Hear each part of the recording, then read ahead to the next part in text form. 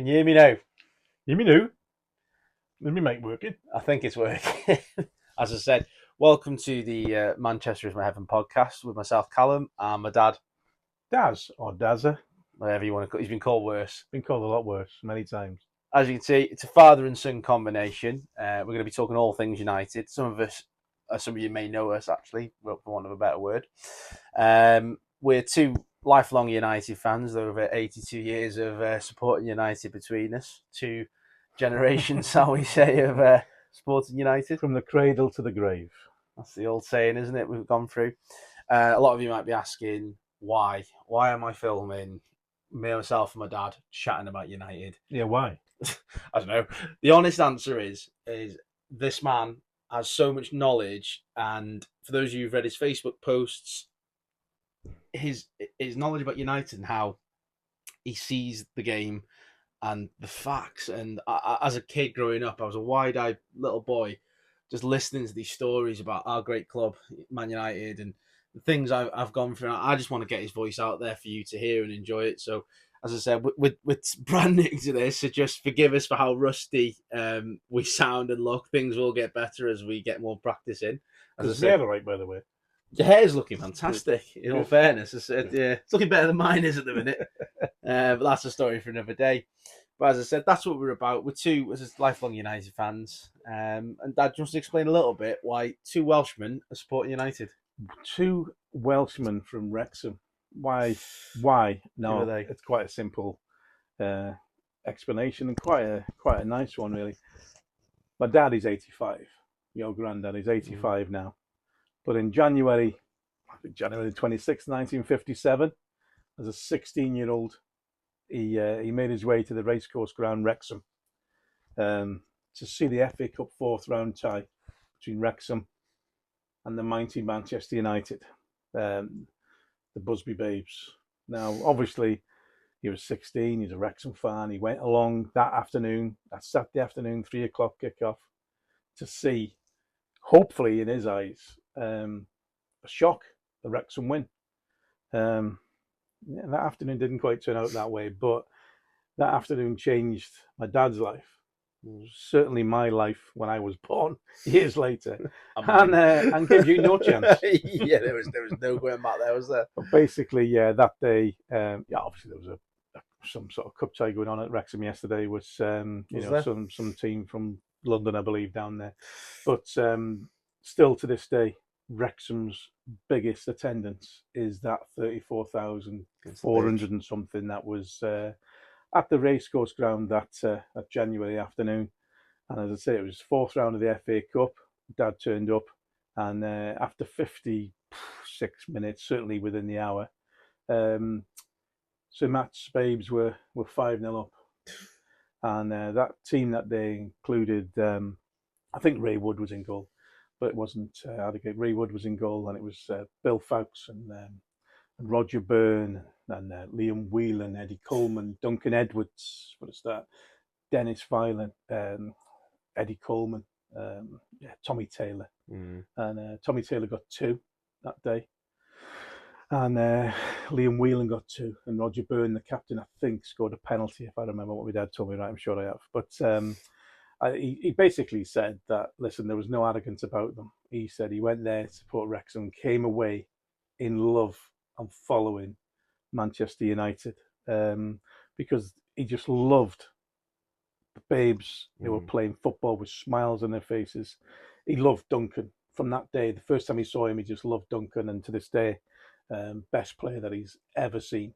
And he just loved just the style, the enjoyment that them young lads were playing with. And so when I was born, and when I was just getting into football, old enough to start kicking the ball around the garden, he I don't know how we got onto it. Really, he was telling me about the Manchester United and this great team that he'd watched, and Duncan Edwards, and then he told me that obviously he fell in love with them. He left the ground in love with that team, and then he told me the story of a year later, 17 years of age, February the 6th, 1958, coming home from work with his overalls on, all dusty from doing a shift on the building site, and he put down his work bag and he just dropped it to the floor and sat on the wall when he saw a newspaper headline, like a billboard outside. Manchester United team in air crash, and to this day he says he just remembers that he didn't even know at that time the pure scale and devastation of what had actually happened, but just the headline, and he broke down on the wall and started crying. And then obviously he told me about the players individually, that we lost, and obviously including Duncan, who fought on. Sadly lost his battle 2 weeks later. But from that moment, as a young lad, I just had this incredible, deep-rooted love for Manchester United, and weirdly for a young lad, just an obsession with the history of the Babes, of the club. So when I was getting into, then obviously coming 6 years of age, and the likes of Jerry Daly, the German newspaper, and McElroy, Pancho, and that sort of Coppell and Hill, they reached the FA Cup final in '76, and we lost to a ridiculous offside goal that VAR wouldn't even have to get involved with these days. Then. It was he was only about 5 yards off. But I had a love then for Manchester United, and just an obsession with the style of player Tommy Docherty's, and just the atmosphere of the fans, the support, it was just when Man United were on TV, on the highlights in them days, your match of the day or the big match on a Sunday afternoon with Brian Moore. It was just you want to watch United, and just emulating the heroes of that time. And when I was lucky enough to start as a young boy, my dad let me go on the Manchester United supporters bus from Wrexham with no parental guidance, just me and my mates. Make our way to the 70s. It was fine. Make our way to the Stretford end. Make our way to the famous Stretford end. It was just one of those fantastic times. You queue to get in, pay on the gate. You'd get your programme from the bottom by the toilets, which I can still remember. And then we'd run up the steps to be greeted by the sight from the Stretford end. And every time it got you. And it was just a privilege to spend time on the Stretford end, being on there after seeing years of the club, and knowing that was the pitch that Duncan and been graced by the best, being graced by the Babes, and it just felt a privilege, and that's how it should be. Not an entitlement, a privilege to support Manchester United through thick and thin. You'll love them more through the hard times. And then the away days were even more special. They're still good with luxury, aren't they? It's not like today with allocated numbers and tickets and season ticket holders. Only a certain. In them days, the Man United Red Army travelled away in their thousands. It was balmy. The Red Army just took over towns. Fans jibbing onto trains, jibbing their way into the ground, jibbing their way into cup finals. It was just. It was, as I say, it was special times. And being Welsh and going back to the history, there's obviously a pride that Jimmy Murphy, Wales manager, on the day of Munich, which is why he wasn't there to get Wales to the 1958 World Cup. The way he stood strong, though obviously I can't imagine the grief and shock that he was going through. He stood tall. And then, in his own words, he kept the red flag flying high. And since then, obviously, we've had other Welsh greats. The most successful decorated player, Ryan Giggs. We've had the warrior Mark Hughes from Wrexham, from Rewabon. Rewabon boy. And just down the road in the early 1900s was Billy Meredith. He used to play with the Tuxtec. He's from Chirk, born in Chirk, which was about 9.5 miles away from here. And then we've got obviously the likes of Mickey Thomas. The great Mickey. When I was a young lad and Mickey come into the team, such a likeable, lovable, hard-working, skillful, intense sort of a player. He was cheeky chap. But he had a really difficult job of replacing Dave Sexton bought him, replacing Gordon Hill, who was much loved. But he did well, Mickey, and be well remembered for his contribution in what was one of the nights that a lot of old Reds hold close to their heart, which was the semi-final replay win at Goodison Park against the our Scouse rivals. I can't remember which obviously friend rivals. In which Mickey picked up the ball in that lovely, one of my favourite away kits, the white and black kit with the black stripes down. He picked up the ball, started running in his little style, and then he looked up and he put a cross in that just landed and bounced up lovely, just for Jimmy Greenough, just a head home past Ray Clements. And then it was an iconic celebration of Jimmy running off, and we've beaten the Scousers to the final. And just memories like that, and some of the stories of the old Reds, and got similar stories from the '85 semi-final in Main Road. I will go on to that one night. It was a tasty one, But yeah, that's where the love, deep-rooted love and pride, and as I say, it's always a privilege to support Manchester United. That's one thing I've learned. Obviously, being your son, I'm very lucky to have you as my dad. Always have been, in many things. But one of the best things in life you've ever taught me is my love for Manchester United. As I've said, in life, and a lot of people who know me, my first ever outfit was a Manchester United baby girl, and I think I had Fred the Red, Fred the Red bear thing like in like a Teddy type toy, put in the cot or the gate or whatever it was. Within hours of being born. So yeah, you didn't stand much chance really. And I talked about United and the Babes a lot earlier than my dad did to me, and I was young. So yeah, you probably not remember anything else other than supporting United. I know nothing else. Everybody knows me will say there's something not quite right with him, how obsessed he is with United. As I said, I think I have to too good a job, I think. We have to have sedatives on standby, I think, especially now, because I said, obviously, I'm a millennial. I was born in 97, so I can see people turning their eyes already. And the comments, I can see it going crazy already. All he's known is Fergie's success, and I'll be honest, I was spoilt. Absolutely spoilt rotten. Knew nothing but Fergie building teams, and even when we went for a little bit of a barren spell, imagine calling 3 years a barren spell. Yeah, no, exactly. And I remember, as I said, you took me to Ferguson's last game at Old Trafford against Swansea when we lifted the title, and the emotions I went through that day were unbelievable. I'd known nothing but Fergie in my life, and seeing all the celebrations and the feeling on the ground was really odd that day. Yeah, it was odd. It was a celebration, and it was there was an intense what's next. Yeah. And it's not with hindsight. I think I shocked you at the time by saying, "Oh God, yeah. Listen, lads, we've to your son as well, Liam. It's my son, sorry, not your son. It's not my son." I said we've never done the stadium tour because I don't like lying in the Glazer pockets. But I think if you want a photograph with a Premier League trophy, we better do it now. Because I fear it's going to be quite some time before it comes back, boys.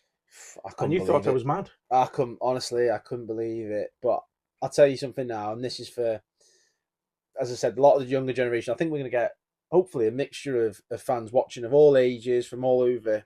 And I think a lot of people want to reminisce a lot of things what Dad is talking about. We talk about a lot of modern things. We'll get onto the Newcastle game in a minute. But my love for United has grown stronger in the 13 years since Ferguson's left, because I've learned more what it's about. As I said, it's great winning the Premier League titles. It's great when you've got a team walking out and I'm confident they're going to win every single game. But also, what was my favourite Manchester United night? Yeah, your favourite night was when Jose won the Europa League. You'd had a few. I'd had a few. Because I said that it meant everything. So much. Everything. And it will when this new team gets built. And we will come again. We will come again. And that next success, when it does come, is to be savoured.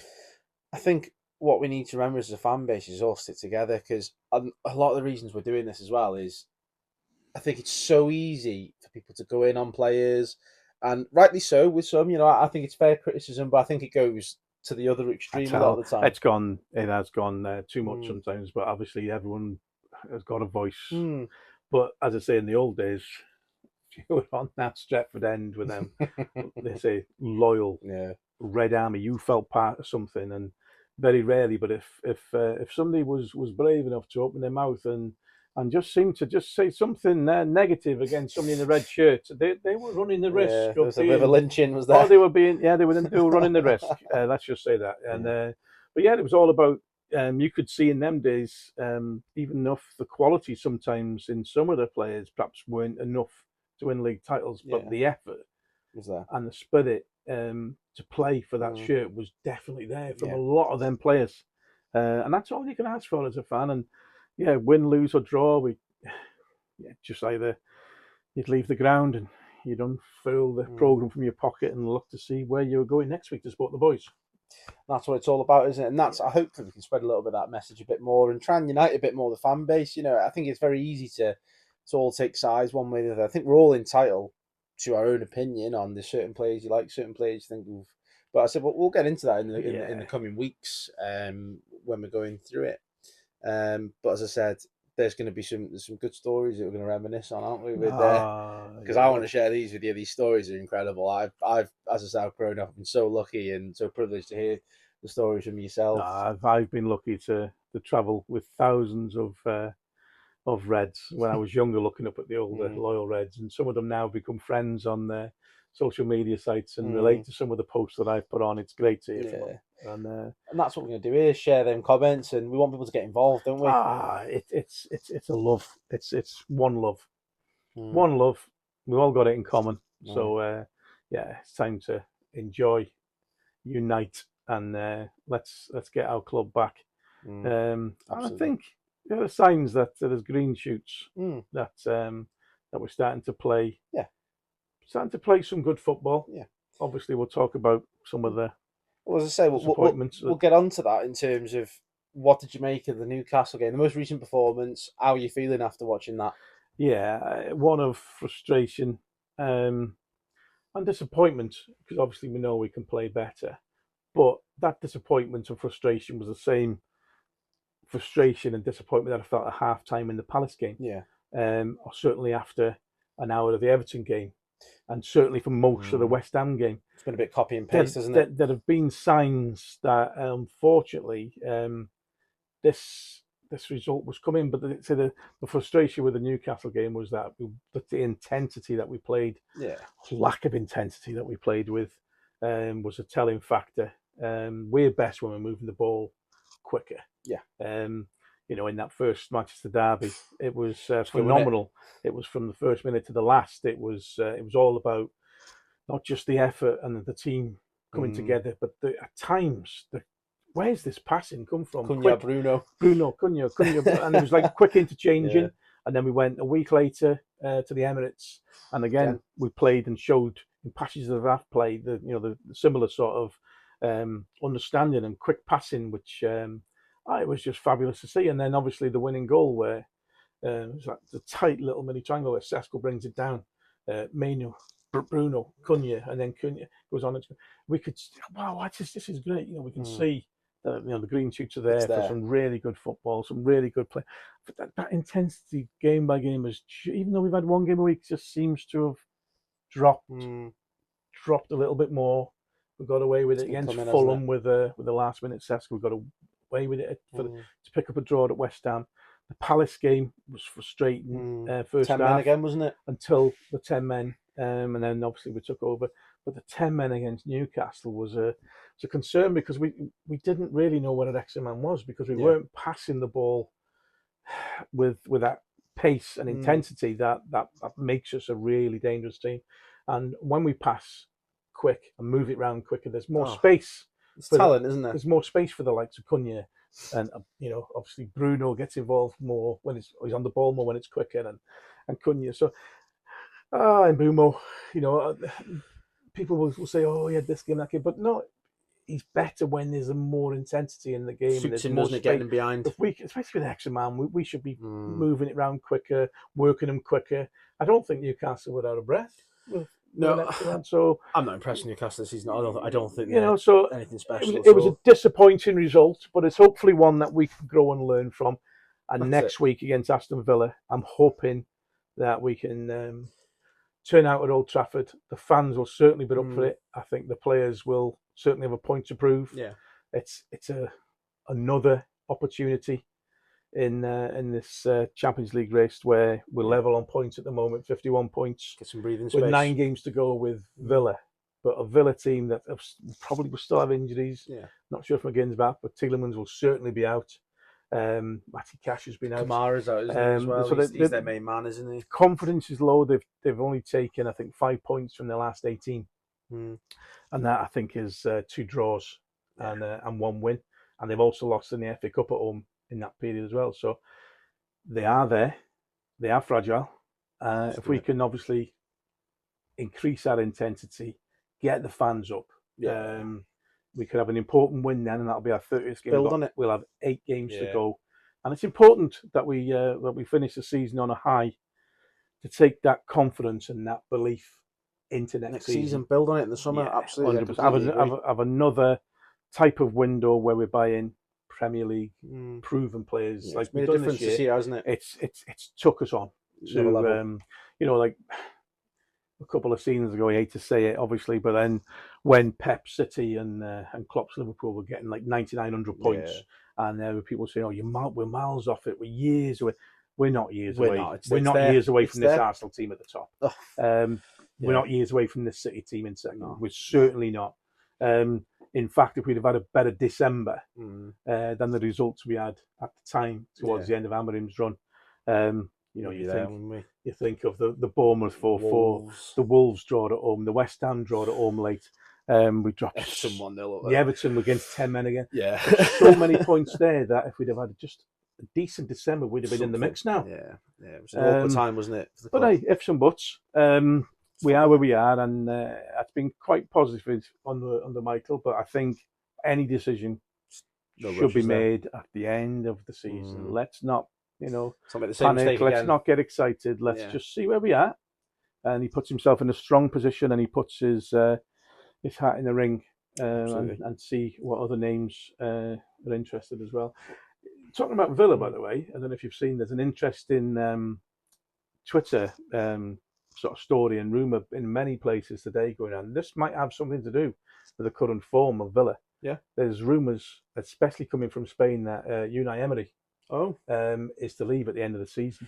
It's been circling a little bit, hasn't it? There's been a few whispers. And Real Madrid are making noises that they're interested. Yeah, I can see that. So you don't know from within, with the financial constraints Villa have been under, whether he feels he's taken them as far as he can take them, and certainly when a club like Madrid, if they show a bit of interest, who knows if that uncertainty as well as is inside the club, and there's a little bit of a damp feeling there. So we've got to take full advantage of that. There's some players like the club captain. Well, I think he's their club captain. Nemi Martinez wanted to leave, didn't he, last season? He had that really weird goodbye, sort of goodbye wave, and he hasn't been the same this season for him. And there's definitely something there for us to take against that Villa team. Get some daylight, get some breathing space. And for me, the biggest takeaway I've been getting, what I've been saying, is it's football. There's going to come a time when Carrick isn't going to get the result. Yeah.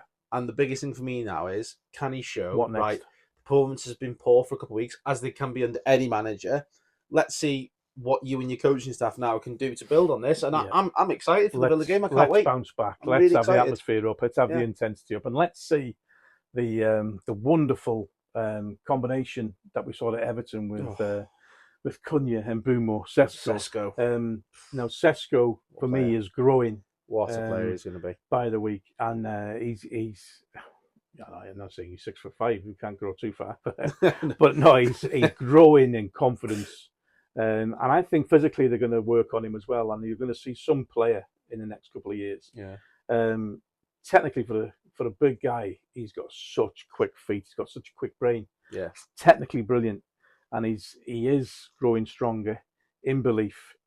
He's got used to the pace. Can't you? Got used to the pace. I don't think we're using him to his full potential yet. No way. How many times do we put in a really good ball for our 6'5" striker? Bruno put one in the other week, and it's lethal. Fair, innit? And as I say, I think he will go into next season even stronger. An interesting thing is this year he has scored all his goals inside the box. Proper striker. Now, from his reel that you look at for goals elsewhere, when he's at Leipzig and stuff, you can see he has scored some quality, absolutely thunderous goals from outside the box. It's ridiculous, isn't it? We've got plenty to come from him, which is exciting, which is really exciting. As I said, I was reading a story on Twitter this week. I'm sure a lot of other people online have talked about it as well. When he was at Salzburg, the fitness team were going mad with him because he was training so hard. They actually had to ban him from the gym because they thought he's going to hurt himself. He's doing something similar at United now. They say he's last off the training pitch. Yeah. He's hungry, isn't he? And that's what he wants. He's hungry. He wants to learn. And he's doing it with a smile when he comes on. You can see he's desperate to play, desperate to make that difference. Even at Arsenal, when he come on, he was crucial in that Cunha winner with that. He yelled. Who did he yelled off? Was Gabriel? Was it? Who did he yelled off? I can't think which one it was. Saliba or anyway, he yelled him off, chested it down. It fell to Manu and Bruno did a quick exchange out to Cunha, bang, goal. That's important. That is, and when you've got a front man who can actually hold it up, Højlund was doing his best. He was trying his tripe out last year, but he was really struggling.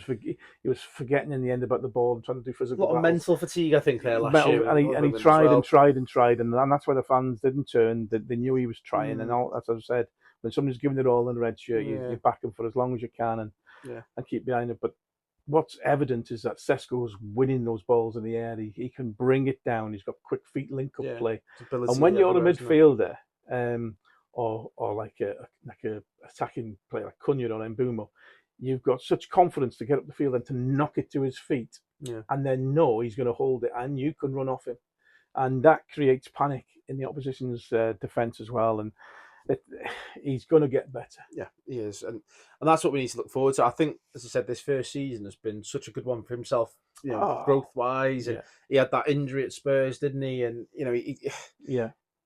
I think he had to settle into English football. I think a lot of strikers who come from that side do. He said himself that the pace. I don't think it's so much the physicality. He said the pace of the game.